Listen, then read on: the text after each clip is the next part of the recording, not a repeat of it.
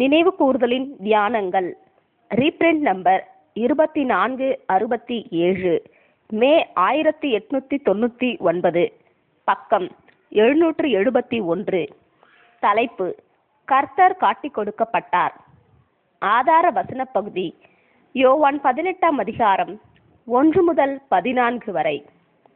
அவர் அசட்டை பண்ணப்பட்டவரும் மனுஷரால் புறக்கணிக்கப்பட்டவரும் ஆவார். ஏசாயா 53ஆம் அதிகாரம் 3ஆம் வசனம்.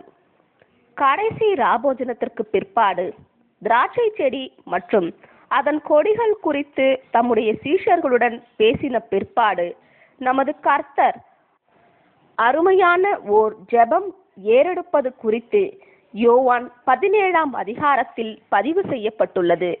அநேகமாக நடுராத்திரி வேளையில் இயேசு 11 பேருடன் எருசலேமின் நுழைவாயிலை கடந்து வெளியே போய் கெதரோன் என்னும் சிறு ஆற்றை கடந்து அதற்கு அப்புறத்தில் உள்ள கெத்சமனே தோட்டம் என்று அழைக்கப்படும் ஒலிவமர தோட்டத்திற்கு போனார்.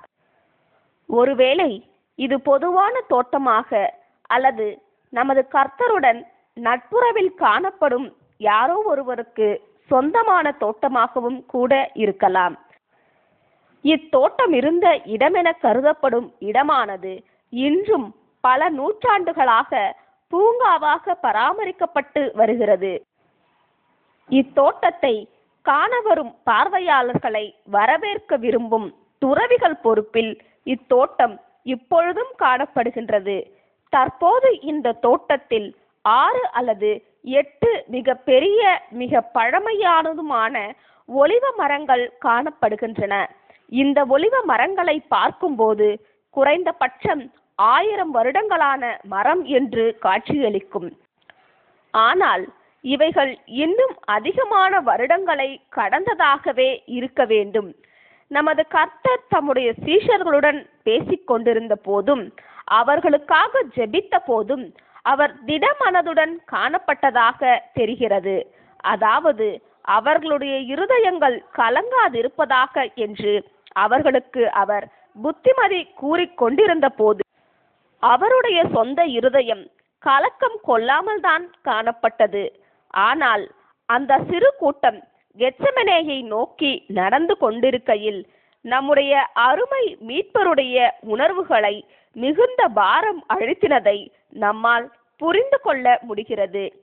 என் ஆத்துமா மரணத்திற்கேதுவான துக்கம் கொண்டிருக்கிறது என்று அவர் கூறினது நம்முடைய நினைவுக்கு வருகின்றது. மத்தேயு 26ஆம் அதிகாரம் 38ஆம் வசனம். தற்போது அவர் கெத்செமனேவுக்கு சென்று கொண்டிருப்பதென்பது முற்காலங்களில் அவ்விடத்திற்கு அவர் சென்றதிலிருந்து மிகவும் வேறுபட்டதாய் இருந்தது. ஆண்டவருடைய துக்கத்தை கண்டு அப்போஸ்தலர்கள் சூழ்நிலையை கொஞ்சம் கிரகித்திருப்பார்கள் என்பதில் சந்தேகம் இல்லை என்றாலும் அடுத்து என்ன சம்பவிக்கப் போகிறது என்பதை சற்றே புரிந்திருந்தார்கள். சுவிசேஷகர்கள் பதிவு செய்ததிலிருந்து நாம் அறிந்து கொள்வது என்னவெனில், தோட்டத்திற்கு வந்தபோது நமது கர்த்தர் அப்போஸ்தலர்களில் 8 பேரை தோட்டத்தின் நுழைவு வாயிலிலே நிறுத்திவிட்டு தமக்கு நெருக்கமானவர்களாகிய பேதுருவையும் யாக்கோப்பையும் யோவானையும் தம்முடன் கூட உள்ளே கூட்டிக் கொண்டு போனார். மற்றும் அது விசேஷமான சோதனைக்கான வேலையாய் இருந்தபடியினால் அவர்கள் அனைவரும் விழித்திருந்து ஜெபம் பண்ணும்படிக்கு எச்சரித்தார். அவர்களை விட்டு அவர் அப்புறம் சென்று பிதாவுடன் மறைவில் உரையாடினார். அவருடைய உணர்வுகளை அவருக்கு அன்பாயிருந்த சீஷர்களிடம் கூட அவர் பகிர்ந்து கொள்ளவில்லை, கொள்ளவும் முடியாது. அவர் கடந்து போகின்ற பரீட்சை சோதனையை அவர்களால் புரிந்து கொள்ள முடியாது. அவர்கள் இன்னமும் ஆவியினால் ஜெனிப்பிக்கப்படவில்லை. ஆகவே அவருடைய மிகுந்த சோதனையான வேளையில் இயேசு தனிமையிலேயே காணப்பட்டார். ஜனங்களில் ஒருவனும் என்னோடு இருந்ததில்லை. ஏசாயா 63ஆம் அதிகாரம் 3ஆம் வசனம். நம்முடைய கர்த்தருக்கு இரத்த வியர்வை வரும் அளவுக்கு அவருடைய நரம்பு மண்டலத்தின் மீது தாக்கம் கொள்ளத்தக்கதாக காணப்பட்ட அவருடைய சோதனையினுடைய உண்மையான அம்சத்தை புரிந்து கொள்வதில் பெரும்பாலானவர்களுக்கு ஏன் கிறிஸ்தவ ஜனங்களுக்கு கூட சிரமம் இருக்கின்றது. அநேகர் நம்முடைய கர்த்தருடைய சோதனையின் பாதையுடன் குறிப்பிடத்தக்க தைரியத்துடன் மரணத்திற்கு கடந்து சென்ற இரத்த சாட்சிகளாய் காணப்பட்ட கர்த்தருடைய பின்னடியார்களின் சிலருடைய பாதையை ஒப்பிட்டு பார்த்து இவர்களை காட்டிலும் பூரணமாய் காணப்பட்ட நமது கர்த்தருக்கு இன்னும் அதிகமான பாடுகள் படுவதில் கஷ்டம் இருந்திருக்காது என எண்ணுகின்றனர். உண்மையை தெரிந்து கொள்வதற்கு அநேக விஷயங்கள் மனதில் கொள்ளப்பட வேண்டும். ஒன்று, ஜீவனுக்கான உரிமையை பூரணமாய் பெற்றிருந்த நமது கர்த்தர் தம்முடைய ஜீவனை மரணத்திற்கு கையளிப்பதென்பது இழந்து போகப்பட்டதும் பலவீனமான ஜீவனுமாய் இருப்பதை அதிக காலம் வைத்திருக்க முடியாதவர்களால் அந்த பலவீனமான ஜீவனை மரணத்திற்கு கையளிப்பதிலிருந்து முற்றிலும் வேறுபட்டதாகும். 2, 10/9 மறித்துவிட்ட நம்முடைய சந்ததிக்கு ஜீவனுடைய மாபெரும் மதிப்பு பற்றின உணர்ந்து கொள்ளுதல் மந்தமானதாகவே இருக்கிறது.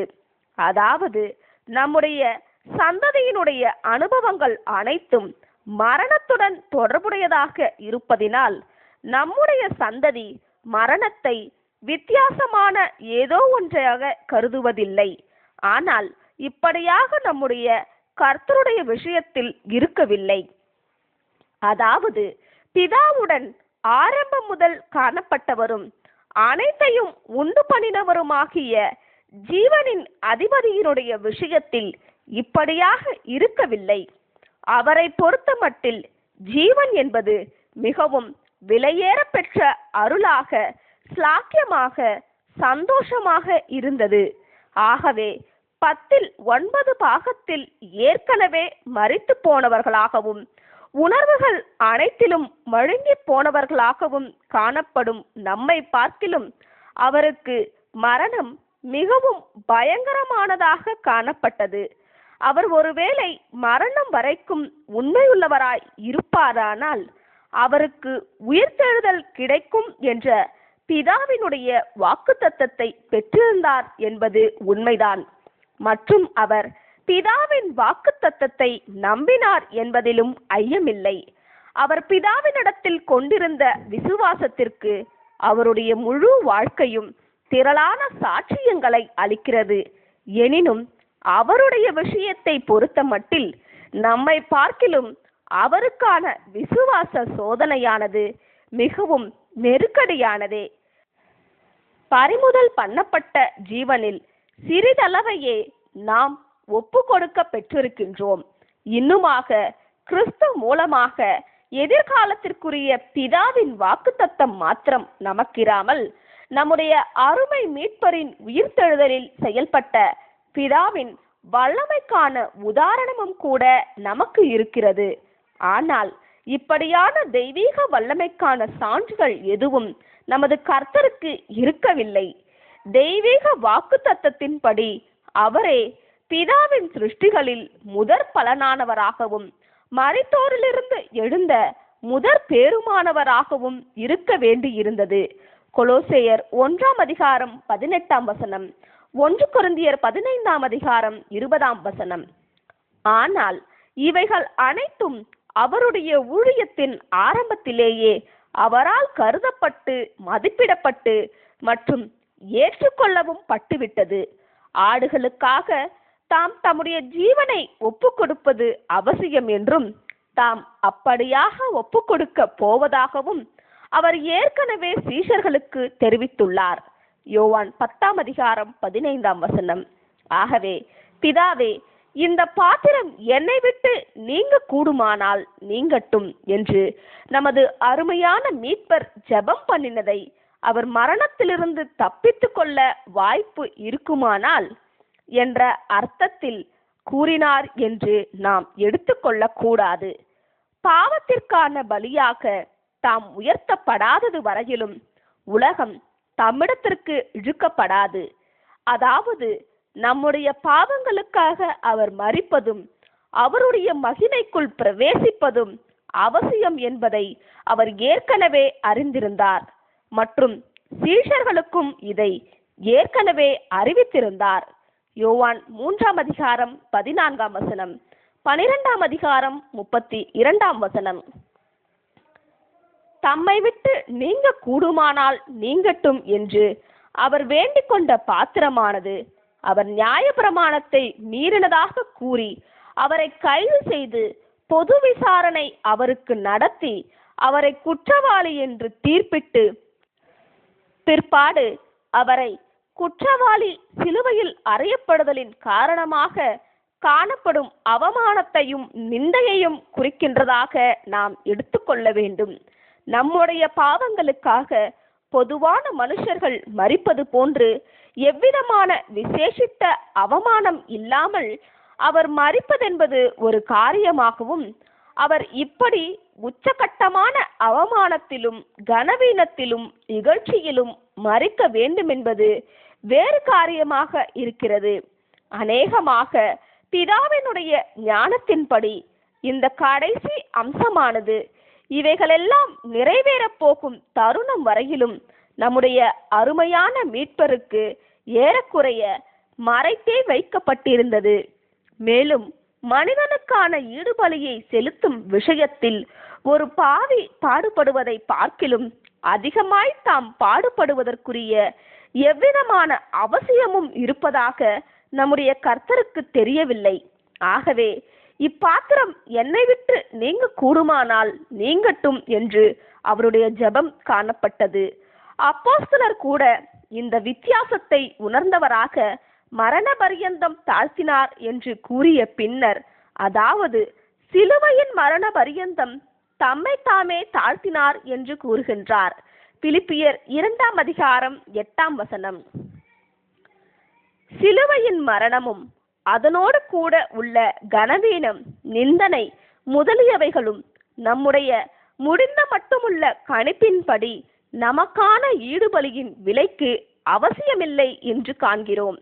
ஏனெனில் அதை நீ புசிக்கும் நாளிலே நீ சிலுவையில் அறையப்பட்டு கனவீனம் அடைந்து எல்லோர் முன்பும் கொடியவனாக பார்க்கப்பட்டு சாவாய் என்பதாக தண்டனை காணப்படவில்லை.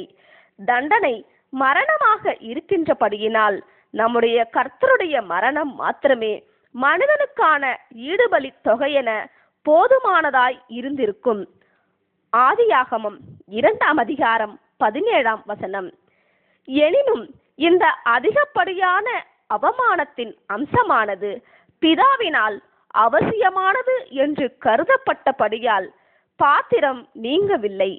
தம்முடைய நேச குமாரனுடைய இருதயத்தின் உண்மையை, அதாவது குமாரனுக்கு தம்முடைய சொந்த சுபாவமாகிய தெய்வீக சுபாவத்தையும் தம்முடைய ராஜ்யத்தின் உடன் சுதந்திரத்தையும் கொடுத்து சீக்கிரத்தில் மிகுதியாய் உயர்த்தவும் மாபெரும் ஆசீர்வாதத்தையும் கொடுக்க வேண்டுமென்று தாம் திட்டம் பண்ணினபடியினால் குமாரனுடைய இருதயத்தின் உண்மையை தமக்கு மாத்திரம் அல்லாமல் அறிவுடைய தம்முடைய சிருஷ்டிகள் அனைத்திற்கும் நிரூபிப்பதற்கென இப்படியான உச்சகட்டமான கீழ்ப்படிதலை பரீட்சையாக வைப்பது பிதாவுக்கு அவசியமாக இருந்தது. மேலும் நம்முடைய அருமை மீட்பருடைய உண்மையானது முழுமையாய் உறுதிப்படுத்தப்பட்டது. அவர் அவமானத்தை எண்ணாமல் என்று அப்போஸ்தலர் குறிப்பிடுகின்றார். அதாவது பிதாவுக்கு பிரியமாய் இருப்பதற்கு முன்பாக, பிதாவினுடைய நோக்கங்களை நிறைவேற்றுவதற்கு முன்பாக கர்த்தருக்கு அவமானங்கள் ஒரு பொருட்டாய் இருக்கவில்லை. எபிரேயர் 12:2. அவமானம் அடைதல் எனும் அம்சத்தை நீக்கிவிடுவதற்கான வாய்ப்பு உள்ளது என்ற எண்ணம் அவருக்கு காணப்பட்டது வரையிலும் கூடுமானால் நீங்கிவிடட்டும் என்று பதற்றத்துடன் இயேசு எதிர்பார்த்து கொண்டிருந்தார். ஆனால் இப்படியாக நீக்குவது பிதாவின் சித்தம் அல்ல என்பதை அவர் உணர்ந்தவுடனே, எனினும் என்னுடைய சித்தத்தின்படி அல்ல, உம்முடைய சித்தமே ஆக கடவது என்று அவருடைய இருதயம் காணப்பட்டது. பிதாவினுடைய சித்தம் தொடர்புடைய முடிவானது உடனடியாக பலத்தை கொண்டு வந்தது. தேவனுடைய பலத்திலும் அவருடைய சத்துவத்தின் வல்லமையிலும் அவர் இப்பொழுது எந்த அனுபவத்தையும் சகிக்க தயாரானார். இதற்கிடையில் சில நாட்களுக்கு முன்னதாக இயேசுவை காட்டி கொடுப்பதற்காக பிரதான ஆசாரியனுடன் ஒப்பந்தம் போட்டிருந்த யூதாஸ், அதாவது ராபோஜனம் முடிந்தவுடன் தன்னுடைய கொடிய திட்டத்தை நடத்தும்படிக்கு மேல் வீட்டறையை விட்டு புறப்பட்ட யூதாஸ், இயேசுவை கைது செய்து பஸ்காவிற்கு முன்னதாக அவருக்கு மரண தண்டனை அளிக்கும் வேலையில் ஈடுபட்டிருக்கும் போர்ச்சேவகரின் கூட்டத்தையும் பிரதான ஆசாரியர், பரிசேயர் என்பவர்களால் அனுப்பப்பட்ட ஊழியக்காரரையும் கூட்டிக் கொண்டு வந்தான். இந்த போர் சேவகர்கள் அடங்கிய கூட்டத்தில் 600 ரோம போர்ச்சேவகர்கள் இருந்தார்கள் என்று பொதுவாய் நிலவி வரும் கருத்தை நாம் முற்றிலுமாக நிராகரிக்கின்றோம். இங்கு அனுப்பப்பட்ட போர்ச்சேவகர்கள் இம்மாதிரியான சந்தர்ப்பங்களில் போர்ச்சேவகர்கள் பொதுவாய் நடந்து கொள்வதிலிருந்து வித்தியாசமாய் செயல்பட்டனர். இதுவும் அல்லாமல் இந்த போர்ச்சேவகர்கள் ரோமன் பிரதிநிதிகளாகிய பிலாத்துவினால் அல்லது ஏரோதினால் அனுப்பப்படாமல் ரோம படையினுடைய கட்டளையின் கீழ் காணப்படாத பிரதான ஆசாரியர்கள் மற்றும் பரிசேயர்களால் தான் அனுப்பி வைக்கப்பட்டனர் என்று அனைத்து சுவிசேஷகர்களும் பதிவு செய்துள்ளனர். இயேசுவை கைது செய்த இந்த போர்ச்சேவகர்கள் யோவான் 7ஆம் அதிகாரம் 32 முதல் 46 வரையிலான வசனங்களில் இடம்பெறும் சேவகர்கள்தான் என நாம் எடுத்துக்கொள்கின்றோம்.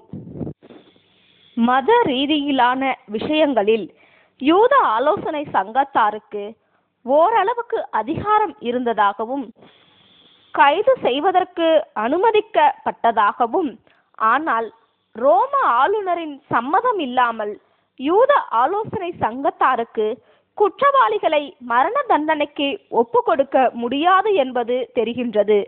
அப்போஸ்தலர்கள் அநேக தருணங்களில் யூதர்களுடைய இந்த அதிகாரிகளினால், ஆலோசனை சங்கத்தாரினால் கைது செய்யப்பட்டுள்ளதை நாம் நினைவு கூறுகின்றோம். அப்போஸ்தலர் 5ஆம் அதிகாரம் 17, 18, 22 மற்றும் 25 முதல் 40 வரையிலான வசனங்களை பார்க்கவும். பிரதான ஆசாரியர்கள் மற்றும் பரிசேயர்களுடைய அதிகாரிகளின் கீழ் காணப்பட்ட இந்த சேவகர்களை மத்தேயுவும் மார்க்கும் திரளான ஜனங்கள் என்று கூறுகின்றனர். மேலும் இவர்கள் பொதுவான ஜனங்களிடமிருந்து பொதுவாய் காணப்படும் பட்டயங்களையும் தடிகளையும் பெற்றிருந்தார்கள் என்று இயேசுவினுடைய வார்த்தைகளிலிருந்து தெரிகிறது. இவர்கள் ரோம சேவகர்களின் ஆயுதமாகிய ஈட்டியை கொண்டிருந்தார்கள் என கர்த்தர் கூறவில்லை. இக்கருத்தை பிரதான ஆசாரியனுடைய வேலைக்காரன் தான் இயேசுவின் மீது முதலாவதாக கை போட்டதன் விளைவாக பேதுருவின் பட்டயத்தினால் தாக்கப்பட்டான் என்ற உண்மையானது இன்னும் உறுதிப்படுத்துகின்றது.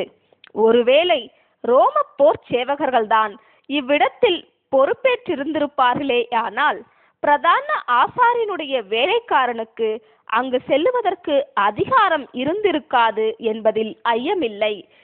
யூதாஸின் வழிகாட்டுதலின் கீழ் இயேசுவை தேடி வந்த இந்த கூட்டத்தார் இயேசுவும் அப்போஸ்தலர்களும் சுமார் 1 மணி நேரத்திற்கு முன்னதாகவே வெளியேறி கடந்து போய்விட்ட மேல் வீட்டு அறைக்குத்தான் முதலாவதாக சென்றிருக்க வேண்டும்.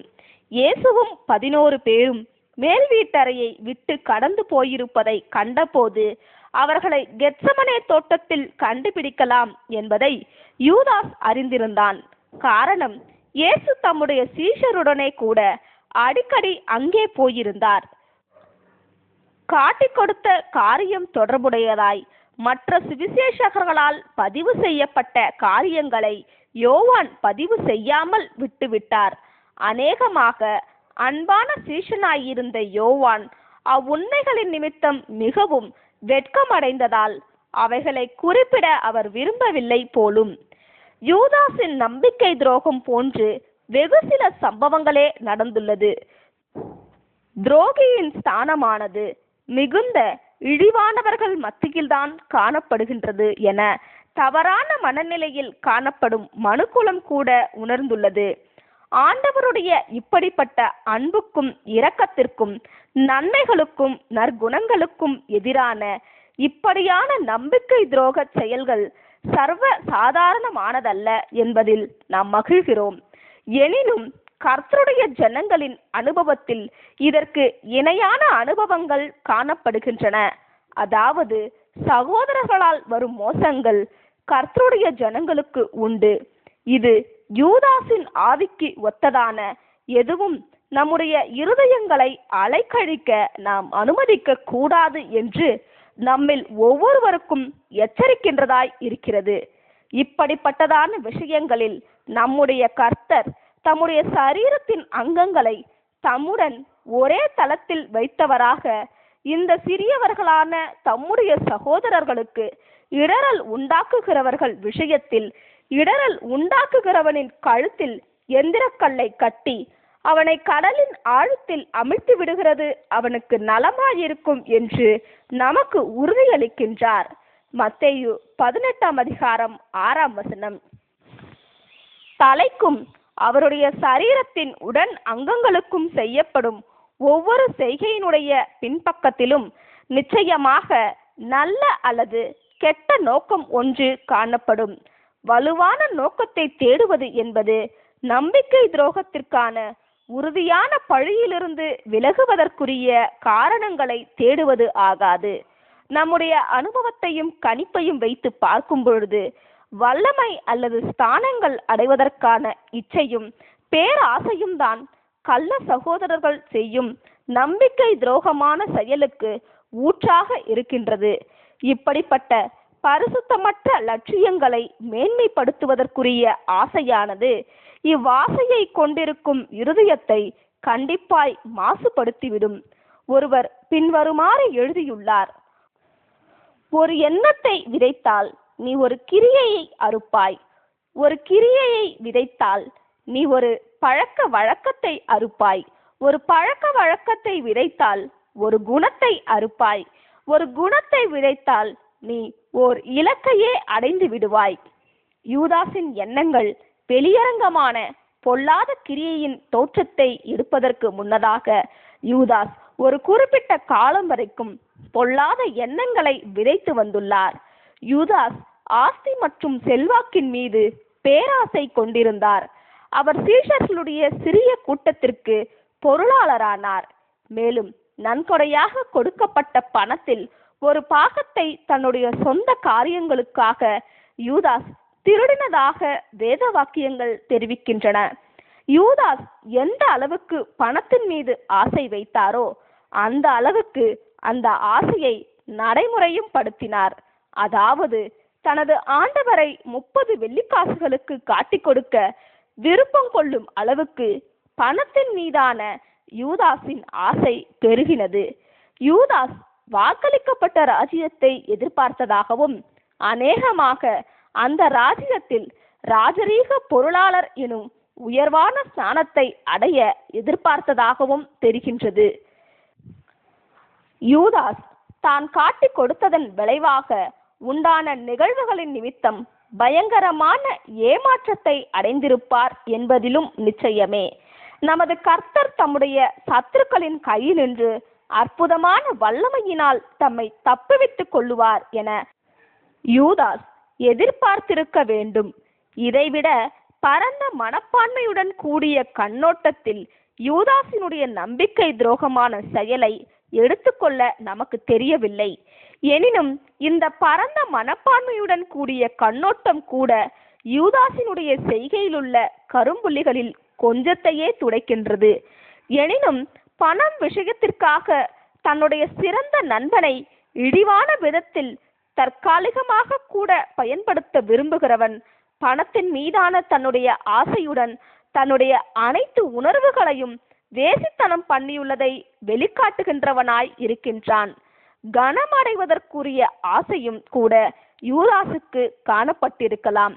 காரணம், நீண்ட காலமாய் வாக்களிக்கப்பட்டிருந்த ராஜ்யத்தை கர்த்தர் ஸ்தாபிக்கும்படி அவர் இயேசு கட்டாயத்திற்குள்ளாக்கத்தக்கதாக அல்லது அவர் கூறியவை அனைத்தும் மற்றும் வாக்குத்தத்தங்களும் மோசடி என்று வெளிப்படுத்தத்தக்கதாக இந்த ஆபத்தை கொண்டு வருவதற்கு யூதாஸ் எண்ணி இருந்திருக்கலாம். காரியங்களை விரைவுபடுத்துவதிலும் தேவனுடைய கருநிலையிலுள்ள ராஜ்யத்தை நிறுவுவதிலும் யூதாஸ் உண்மையில் வெற்றியடைந்தான். எனினும் அவன் விரும்பின விதத்தில் இல்லை.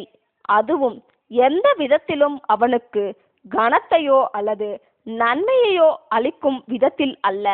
இப்படியாகவே சத்தியத்தை பெற்றுக்கொண்டும் தங்களை சீஷர்கள் என்று அறிக்கை பண்ணிக்கொண்டும் அதே வேளையில் சத்தியத்தின் மீது அன்பு இல்லாமலும் தற்காலத்திலோ அல்லது எதிர்காலத்திலோ கனத்திற்காக ஆசைப்படுகிறவர்களின் விஷயத்திலும் காணப்படுகின்றது.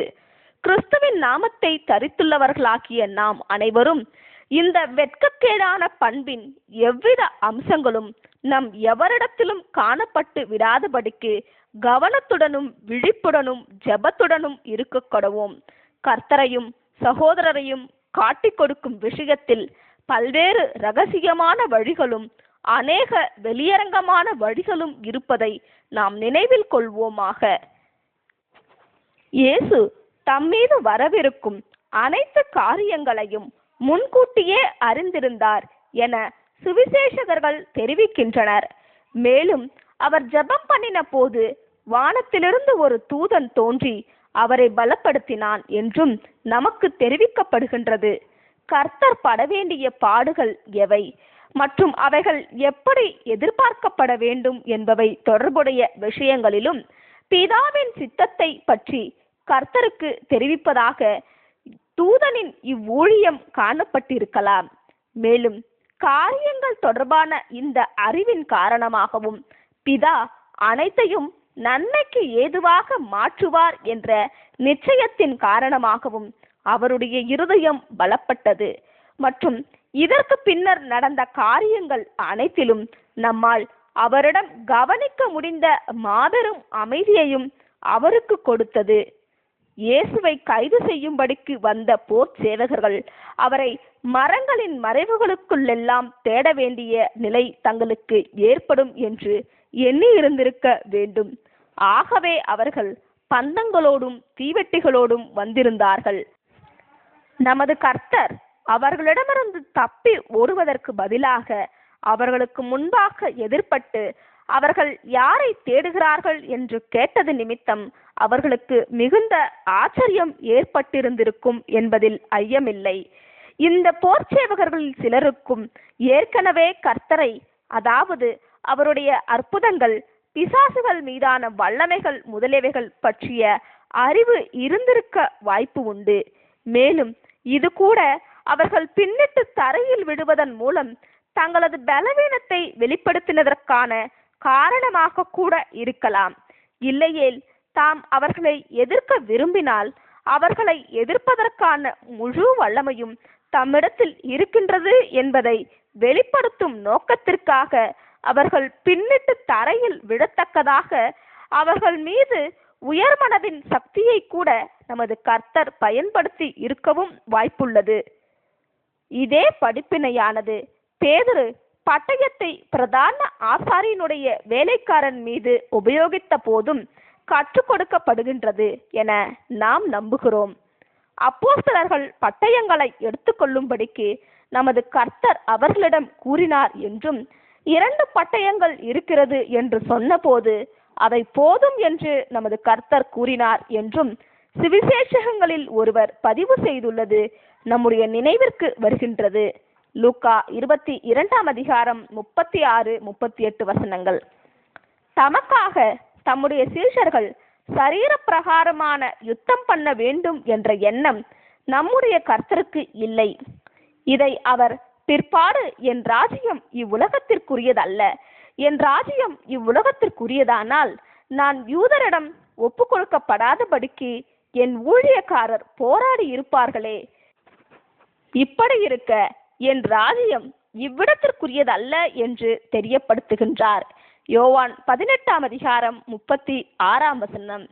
தற்காப்பிற்காக எதுவும் இல்லை என்பதினாலோ, அதே சமயம் தம்முடைய சீஷர்கள் கோழைத்தனமாய் இருப்பதினாலோ நம்முடைய கர்த்தர் கைது செய்யப்படாமல் மாறாக அவருடைய வேலை வந்தது என்பதையும், நம்முடைய பாவங்களுக்காக அவர் மரித்து அவருடைய மகிமையில் பிரவேசிப்பதற்குரிய வேலை வந்துள்ளது என்பதையும் அறிந்து அவர் தம்மை முற்றிலுமாக கீழ்ப்படிந்து ஒப்பு கொடுத்ததினாலேயே அவர் கைது செய்யப்பட்டார் என்பதை காட்டுவதற்கு 2 பட்டயங்கள் போதுமானதாய் இருந்தது. லூக்கா 24:46 அங்கு வந்துள்ள திரளான ஜனக்கூட்டத்தை தம்மால் முழுமையாக சமாளிக்க முடியும் என்பதையும், தாம் விரும்பினால் தம்மை பாதுகாக்க 12 லேகியோனுக்கு அதிகமான தூதரை கொண்டு வருவதற்கு தம்மிடத்தில் வல்லமை உள்ளது என்பதையும் சுட்டிக்காட்டும் வண்ணமாக இந்த ஒரு வல்லமையை வெளிப்படுத்தின பிற்பாடு நம்முடைய கர்த்தர் தாம் கைது செய்யப்படுவதற்கென முழுமையாய் தம்மை ஒப்பு கொடுத்துவிட்டு சீஷர்கள் அவர்கள் வழியே போய்விட அனுமதிக்க வேண்டும் எனும் நிபந்தனையை மாத்திரம் வைப்பதை நாம் பார்க்கின்றோம். இப்படிப்பட்ட ஒரு தருணத்தில், இப்படிப்பட்ட சோதனையான சூழ்நிலையின் கீழ் தம்மை பற்றி முற்றிலுமாக மறந்துவிட்டு மற்றவர்களுடைய நலனில் மாத்திரம் அக்கறை கொண்டிருப்பது எத்துணை அருமையான குணலட்சணமாய் உள்ளது. அவர் எப்பேற்பட்டவராய் இருக்கின்றார்! நீர் எனக்கு தந்தவர்களில் ஒருவனையும் நான் இழந்து போகவில்லை என்று அவர் சொல்லிய வசனம் நிறைவேறத்தக்கதாக இப்படி நடந்தது. யோவான் 18:9. மறுபடியும் ஆண்டவருடைய நடத்தையில் இங்கு அவர் மேல் வீட்டறையை விட்டு போவதற்கு முன்பாக தம்முடைய ஜெபத்தில் கூறினதன்படியே தம்முடைய சீஷர்களுக்கான அவருடைய பராமரிப்பிற்கு உதாரணத்தை நாம் காண்கின்றோம். அவர்களில் எவரும் இழந்து போகப்படக்கூடாது என்பதில் அவர்களுடைய ஆவிக்குரிய நன்மைகள் தொடர்பான விஷயமே பிரதானமான அவருடைய ஜெபத்தின் எண்ணமாக இருப்பினும், இது அவருடைய சீஷர்களாகும் அனைவருடைய சரீரத்திற்கடுத்த நன்மைகள் தொடர்புடைய விஷயத்திலும் உள்ள நம்முடைய கர்த்தரின் அக்கறையை உறுதிப்படுத்தும் உதாரணமாக இருக்கின்றது. அவர்களுடைய தலையிலிருந்து அவரை அறியாமல் ஒரு மயிர் கூட கீழே விழுவதில்லை. எதுவும் அவர்கள் பாதிக்கத்தக்கதாக அனுமதிக்கப்படுவதும் இல்லை. ஜீவியத்தின் ஒவ்வொரு விஷயமும் சம்பவங்களும் அவர்களுடைய மேலான நன்மைக்கு ஏதுவாக மாற்றப்படும். மத்தேயு 6:32-33 அநேகமாக இயேசுவை கட்டுவதற்கு ஆரம்பித்திருக்கும் போதுதான் அவரை பாதுகாப்பதற்கென பேதுரு தன்னுடைய பட்டயத்தை உரையிலிருந்து வெளியே எடுத்திருந்திருக்க வேண்டும். ஒருவேளை தம்முடைய சீஷர்கள் அனைவரும் அவரை கைவிட்டு ஓடிவிடுவார்கள் என்ற கர்த்தருடைய வார்த்தைகளும், பேதுருவாகிய தான் உமது நிமித்தம் எல்லாரும் இடறல் அடைந்தாலும் நான் இடறல் அடையேன் என்று பண்ணின சத்தியத்தையும் பேதுரு நினைவு கூர்ந்திருப்பார். மார்க் 14:29 பெருந்தன்மையுள்ள பக்தி வைராக்கியமுள்ள பேதுரு அவருடைய உணர்வின் பெருந்தன்மையுடன் கூடிய வெளிப்படுத்தல்களின் நிமித்தமும் பேதுரு மேல் நமக்கு அன்பு உருவாகுகின்றது. இங்குள்ள பேதுருவின் செயல்பாடானது பேதுருவின் துடுக்குத்தனத்தினால் செய்யப்பட்ட தவறுகளில் ஒன்றுதான் என அநேகர் இழிவுபடுத்தும் வழக்கம் உண்டு. அப்போது வரை அப்போஸ்தலர்கள் பரிசுத்த ஆவியை பெற்றுக்கொள்ளவில்லை என்பதையும், தாங்கள் அழைக்கப்பட்டிருப்பது ஆவிக்குரிய ராஜ்யம் என்பதை தெளிவாக புரிந்து கொள்ள முடியாமல் இருந்தார்கள் என்பதையும் நாம் நினைவில் கொள்ள வேண்டும். ஆனால் நாம் பார்த்துள்ளபடி பேதுரு பட்டயத்தை எடுத்துக்கொள்ளும்படியான கர்த்தருடைய ஆலோசனையின்படி செய்தவராகத்தான் இருக்கின்றார். மற்றும் அப்பட்டயத்தை பயன்படுத்தினதில் அவர் தெய்வீக நோக்கத்தை நிறைவேற்றினவராகவே காணப்படுகின்றார். குற்றப்படுத்துவதற்கென எதையும் நாம் பார்க்க முடியவில்லை. அனைத்தும் பாராட்டும் வண்ணமாகவே காணப்படுகின்றது. இவ்விஷயம் பேதுருவினாலும் அங்கிருந்த மற்றவர்களாலும் உணரப்பட்டதை காட்டிலும் மிக பெரிய முக்கியத்துவம் உடையதாய் இருக்கின்றது. இவ்வளவு தூரம் காரியங்கள் அனைத்தும் நடைபெறும் வண்ணமாக அனுமதித்த பிற்பாடு நமது கர்த்தர், உன் பட்டயத்தை உரையிலே போடு, பிதா எனக்கு கொடுத்த பாத்திரத்தில் நான் பானம் பண்ணாதிருப்பேனோ என்று கூறி பேதுருவை கட்டுப்படுத்தினார். யோவான் 18:11 இப்படி கூறிக்கொண்டு கர்த்தர் காயமடைந்த தம்முடைய சத்ருவை தொட்டு அவனை சொஸ்தப்படுத்தினார். நமது கர்த்தர் தம்முடைய சத்துருக்களிடத்தில் தம்மை முன்வந்து விரும்பி கையளிக்கிறார் என்பதை சீஷர்கள் கண்டு புரிந்து கொள்ள வேண்டும். மற்றும் இது பற்றின உறுதியும் அவர்களுக்கு ஏற்பட வேண்டும். ஆகவே இப்பாடத்தை வலியுறுத்தும் வண்ணமாக அனைத்தும் நடத்தப்பட்டன. நம்முடைய அருமை மீட்பருடைய ஊழியத்தின் சின்னஞ்சிறு விஷயங்கள் அனைத்திலும் கூட தாழ்மை என்னும் கிருபை எவ்வளவாய் பிரகாசிக்கின்றது. அவர் தம்முடைய சத்துருக்களிடம் கையளித்த தருணத்திலும் கூட தாம் விரும்பிதான் தம்மை கையளிப்பதாக தற்பெருமை அடித்துக் கொள்ளவும் இல்லை. இரத்த சாட்சிக்குரிய பாராட்டையும் நாடவும் இல்லை. பிதாவினிடத்திலான தம்முடைய நேர்மைக்கான உண்மைக்கான சான்றாக இதையெல்லாம் பிதா தம்மிடத்தில் எதிர்பார்க்கின்றார் என்ற எளிய உண்மையையே வெளிப்படுத்தினவராக காணப்பட்டார். இயேசு தம்மை தேவனுடைய ஊழியக்காரர் என்றும் தாம் படுகின்ற பாடுகள் மூலமாக கீழ்ப்படிதலை கற்றுக்கொள்ளுகின்ற குமாரன் என்றும் தெரிவித்தார். பிதா எனக்கு கொடுத்த பாத்திரத்தில் நான் பானம் பண்ணாதிருப்பேனோ என்றார். கர்த்தர் உண்மையில் இதுதான் அவருடைய வெற்றிக்கான பலமாக இருந்தது.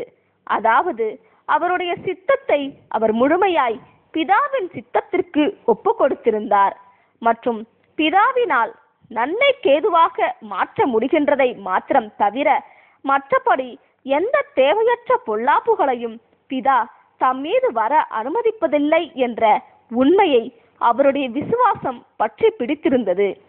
இங்கு ராஜரீக ஆசாரிய கூட்டத்தார் அனைவருக்கும், அதாவது மாபெரும் பிரதான ஆசாரியனுடைய அழிச்சுவடுகளில் நடக்க நாடும் அனைவருக்கும் முக்கியமான படிப்பினை உள்ளது.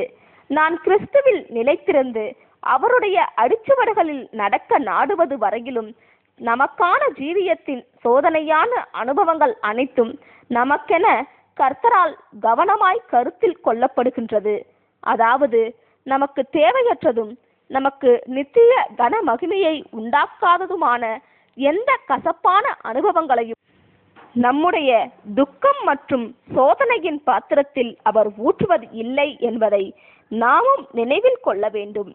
2 கொரிந்தியர் 4:17 இந்த வாக்குத்தத்தங்கள் நிமித்தமாகவும் நமக்கு முன்னோடியும் மகிமை அடைந்தவருமாகிய நம்முடைய ஆண்டவரிடத்திலான பிதாவின் உண்மைக்கான சான்றுகளின் நிமித்தமாகவும் சுவிசேஷ யுகத்தில் நமக்கு முன்பாக வைக்கப்பட்டுள்ள நம்பிக்கைக்குள் அடைக்கலம் புகுந்து கொள்ள நமக்கு பலமான ஆறுதல் உள்ளது.